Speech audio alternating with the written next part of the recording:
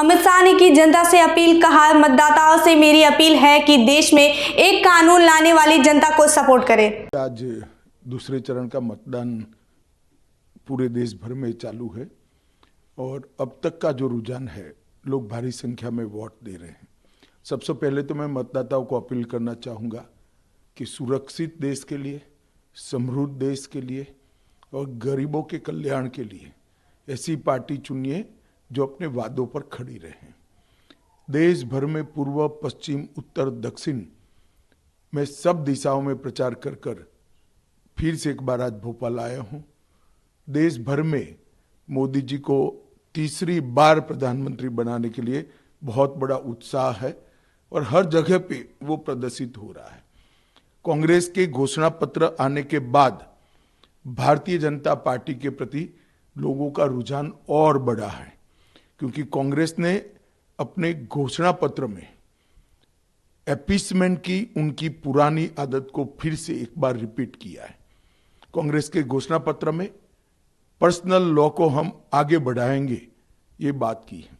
मैं राहुल गांधी जी को पूछना चाहता हूं, पर्सनल लॉ को आप आगे बढ़ाएंगे तो क्या ये देश अब शरिया के आधार पर चलेगा? किस प्रकार का पंथ निरपेक्ष संविधान आप इस देश में चाहते हैं? हमारा संविधान पंथ निरपेक्ष है। देश के कानून धर्म के आधार पर नहीं बन सकते।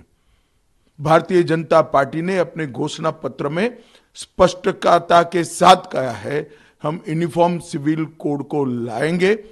सभी पंथ मजहब के लोगों के लिए एक ही कानून होगा।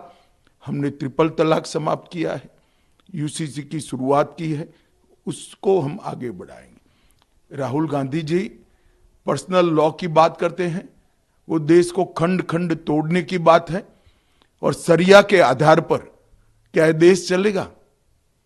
किसी एक धर्म के कानून के आधार पर ये देश नहीं चल सकता। ये देश में पर्सनल लॉ नहीं चल सकते। ये भारतीय जनता पार्टी का फर्म बिलीफ है।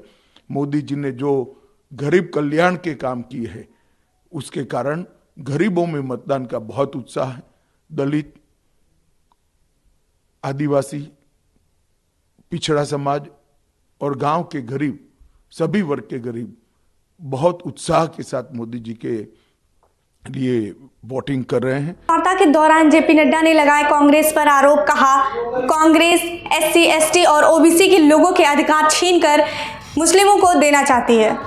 कांग्रेस और इंडी गठबंधन का हिडन एजेंडा, छुपा हुआ एजेंडा है कि एससी, एसटी और ओबीसी का हक छीनकर मुस्लिमों को देना।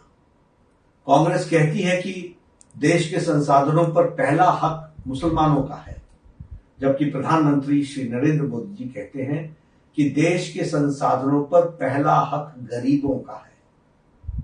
दिसंबर 2006 को नेशनल डेवलपमेंट काउंसिल को संबोधित करते हुए प्रधानमंत्री मनमोहन सिंह ने कहा था, और मैं याद दिलाना चाहता हूं कि we will have to devise innovative plans to ensure that minorities, particularly the Muslim minority, are empowered to share equitably in the fruits of development. They must have the first claim on resources. Manmohan Singh ji ने यह बयान गलती से नहीं दिया था, बल्कि जानबूझकर दिया था, क्योंकि अप्रैल 2009 में फिर से मनमोहन सिंह ने मुंबई में प्रेस कॉन्फ्रेंस के दौरान एक प्रश्न के जवाब देते हुए फिर अपने बयान को सही ठहराया और कहा कि माइनॉरिटीज का, खासकर मुस्लिमों को प्रायोरिटी मिलनी चाहिए और उनको संसाधनों, देश के संसाधनों पर पहला हक होना चाहिए। सच्चर कमेटी की रिपोर्ट के माध्यम से गलत बयानी की गई और मुसलमानों की हालत दलितों से भी खराब है, ये कहा गया। मतलब यह है कि कांग्रेस पहले से ही आधार बना रही थी कि येन केन प्रकारेण मुस्लिम को एससी, अनुसूचित जाति घोषित कर मुसलमानों को एससी आरक्षण की वैधता दिला दी जाए। कांग्रेस की एससी, एसटी और ओबीसी के अधिकारों पर डाका डालने की यह आदत बहुत पुरानी है।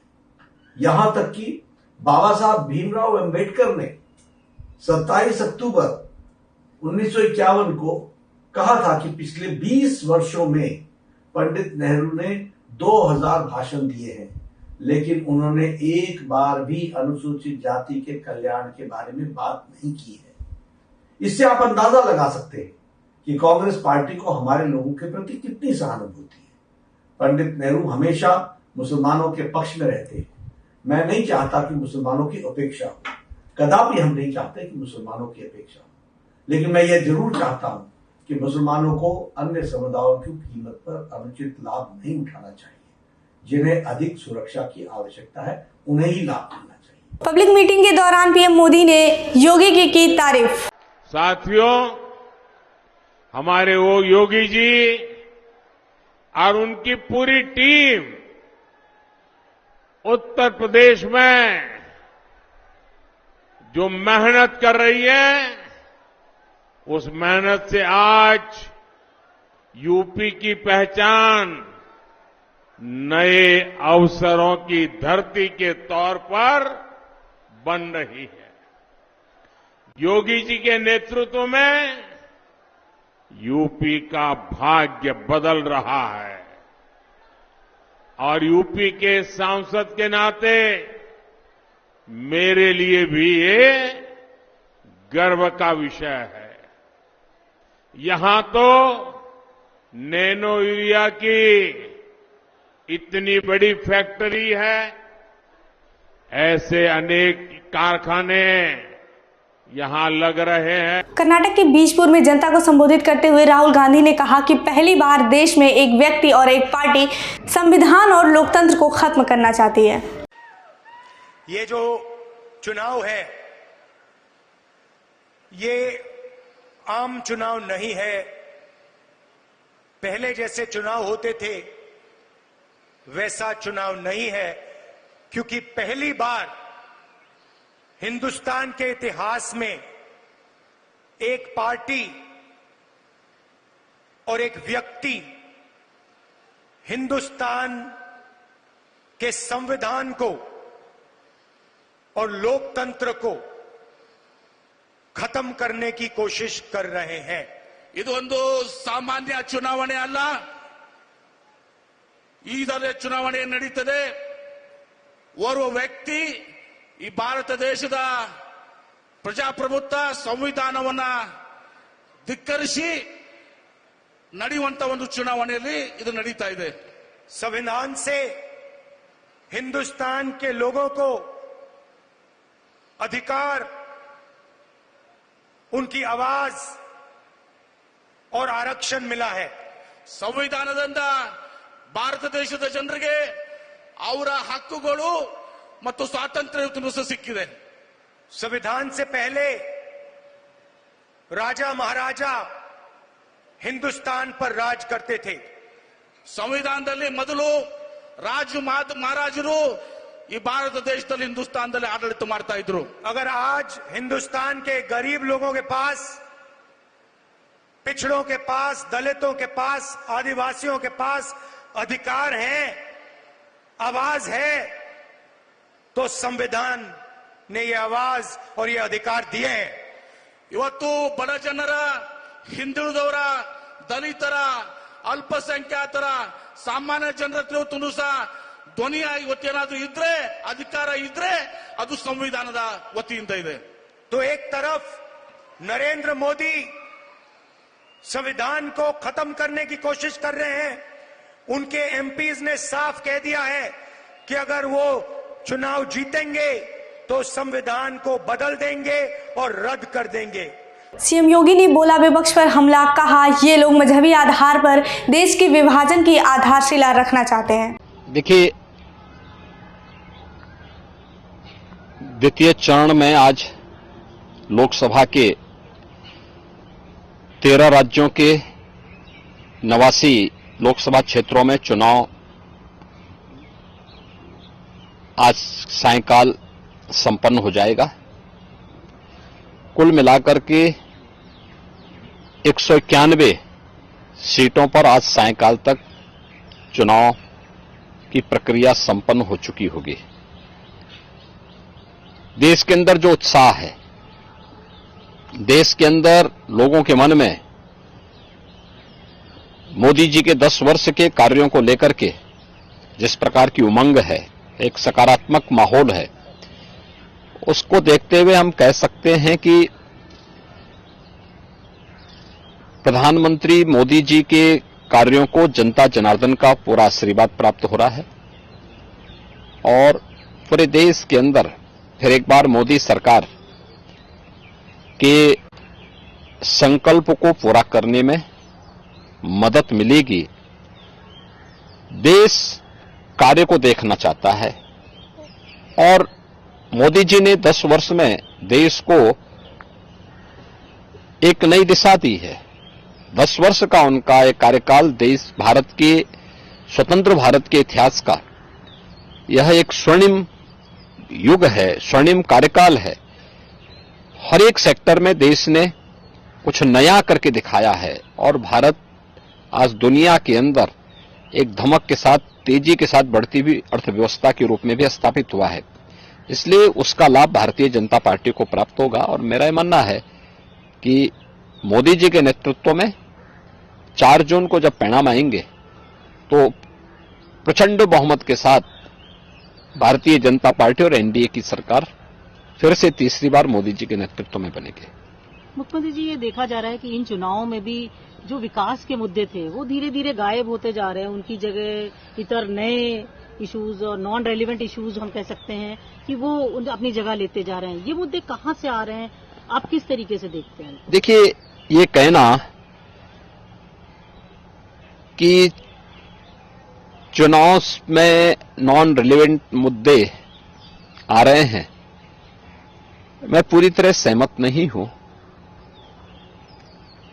चुनाव की शुरुआत में हम लोगों ने मोदी की गारंटी, जो विकास, सुशासन और सुरक्षा से जुड़े हुए थे, इन्हीं मुद्दों को हम लोगों ने जनता जनार्दन के सामने रखा था और पहला चरण इसी दिशा में आगे बढ़ा था। लेकिन इसी दौरान पहले चरण के ठीक पहले कांग्रेस और इंडी गठबंधन का जो सबसे बड़ा जो सहयोगी है वह कांग्रेस पार्टी का घोषणा पत्र सामने आ गया। कांग्रेस पार्टी ने अपने मैनिफेस्टो में जिन बातों का उल्लेख किया है वह भारत जैसे दुनिया के सबसे बड़े लोकतंत्र के लिए एक बहुत खतरनाक संकेत करता है। और चूंकि कांग्रेस का इतिहास इस पूरे मामले में हमेशा संदिग्ध रहा है, तो स्वाभाविक रूप से ये मुद्दे प्रासंगिक हो जाते हैं। हमने विकास के मुद्दे पर पिछले 10 वर्ष में मोदी जी के जो कार्य हुए, इंफ्रास्ट्रक्चर के क्षेत्र में, सुरक्षा के क्षेत्र में, आत्मनिर्भर भारत के लिए गरीब कल्याणकारी योजनाएं थी, इन्हीं मुद्दों को लेकर के हम तो चुनाव में गए थे। लेकिन उनके मैनिफेस्टो ने हमारा ध्यान आकर्षित किया इस ओर। और आपने देखा होगा कांग्रेस के एक सलाहकार के रूप में सैम पित्रोदा, उनका वक्तव्य सबने पढ़ा। कांग्रेस ने इससे पहले यूपीए गवर्नमेंट के दौरान रंगनाथ मिश्रा कमेटी और सच्चर कमेटी की रिपोर्ट कांग्रेस ने की थी। कर्नाटक में कांग्रेस नेतृत्व की सरकार है और कर्नाटक की कांग्रेस नेतृत्व की सरकार ने जिस तरीके से पिछड़े वर्ग की आरक्षण के लाभ में जबरदस्ती मुस्लिमों को घुसेड़ करके और उनके अधिकार में बंदरबांट करने और उसमें लूट करने की शुरुआत प्रारंभ की है, ये सभी संदेह पैदा करता है। एक दूसरा, जो विरासत टैक्स की बात कांग्रेस कर रही है, यह भी एक खतरनाक इशारा है। गरीबी, एक झटके में गरीबी हटाएंगे, इसके लिए वे हर संपत्ति का सर्वे करवाएंगे, एक्सरे कराएंगे, इस प्रकार का वक्तव्य कांग्रेस दे रही है।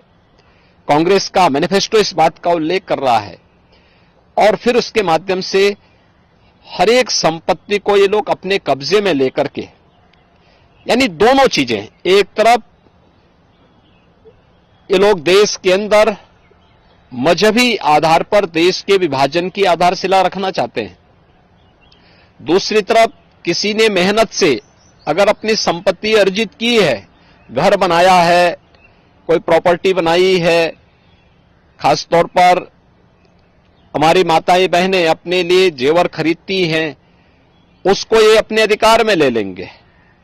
विरासत जो बाप दादों की कमाई है उसका आधा ये लोग हड़प लेंगे।